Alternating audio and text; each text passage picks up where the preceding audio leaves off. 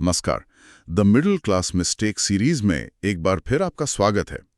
हम लेखक संचित तक्सली की किताब द ट्रूथ अबाउट इन्वेस्टिंग के मिथकों पर अपनी चर्चा जारी रखे हुए हैं। हम चैप्टर 11 में हैं, जिसका मूल विचार है कि सावधानी के साथ वेल्थ क्रिएशन के नए तरीकों को अपनाना चाहिए। आज हम मिथ 98 पर बात करने वाले हैं, और ये एक ऐसी सलाह है जो मैंने हजारों बार सुनी है। अरे खुद क्यों दिमाग लगाना, एक प्रोफेशनल एडवाइजर हायर करो, समय भी बचेगा और पैसा भी बनेगा।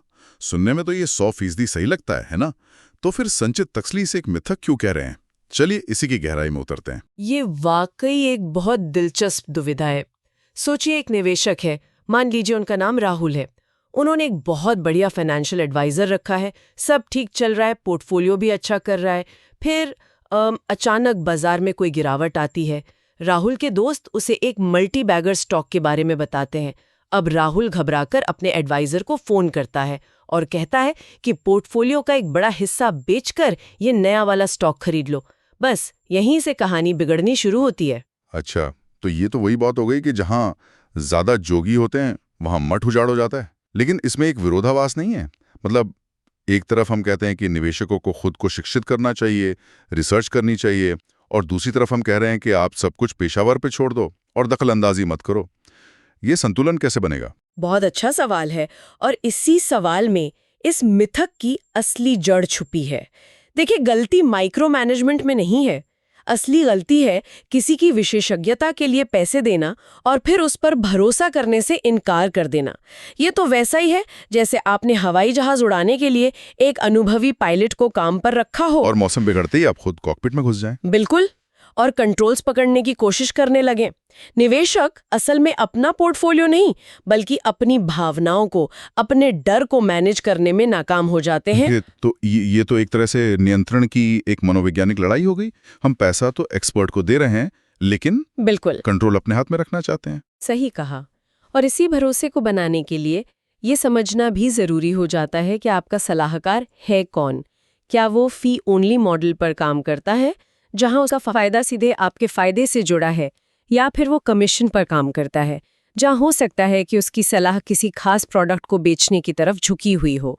सलाहकार के साथ इस रिश्ते की बुनियाद को समझना बहुत बहुत जरूरी है, तभी आप उन पर सही मायने में भरोसा कर पाएंगी। ये बहुत महत्वपूर्ण बात है। यानी भरोसे का मतलब आंख बंद करके विश्वास करना नहीं है, बल्कि एक पारदर्शी और खुला रिश्ता बनाना है। तो अगर कोई निवेशक हमारे दोस्त राहुल की तरह किसी नए स्टॉक को लेकर बहुत उत्साहित है, तो उसे क्या करना चाहिए? सही तरीका क्या है? इसके लिए किताब में 3 बहुत व्यवहारिक समाधान बताए गए हैं। पहला, अगर आपका पोर्टफोलियो विवेकाधीन यानी डिस्क्रिशनरी है, जिसे पूरी तरह से आपका सलाहकार मैनेज कर रहा है जी, तो उनकी रणनीति पर भरोसा रखिए। वो रणनीति आपके लक्ष्यों और रिस्क प्रोफाइल को देखकर ही बनाई गई है। दूसरा, अगर आपको खुद कुछ नए आइडियाज आजमाने का बहुत मन है, तो उसके लिए एक अलग DIY या और कह लीजिए प्ले अकाउंट बनाइए। अपने कुल निवेश का एक छोटा सा हिस्सा उसमें रखिए और प्रयोग कीजिए।